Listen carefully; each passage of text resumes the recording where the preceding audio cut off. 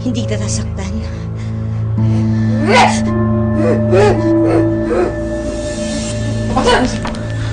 Angela!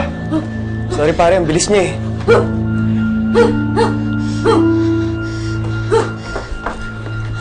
Huwag niyo siyang lapitan. Calvin, kailangan siyang hawakan. We still need to sedate her. Evelyn, mag-ingat ka ha. Kasi meron na yung kinagat kanina sa baba. Angela, calm down, Angela. Okay? Calm down. It's okay, Angela. It's okay.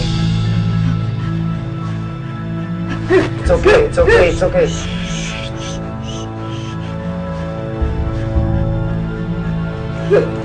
Ma!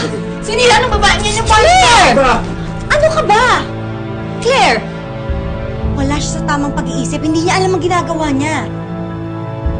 Look, I need to go to the hospital. Bahala ka na muna sa party mo. Ha? Ma, hindi mo pwedeng i-believe na lang sa iba yan. Claire, I'm a doctor. Obligasyon ko ang tulungan siya. Halika na.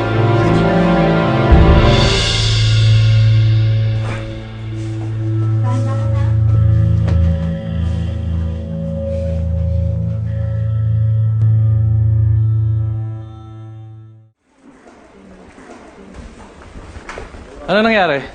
Doc, I sedated her. Medyo nagwawala kasi siya kanina sa party.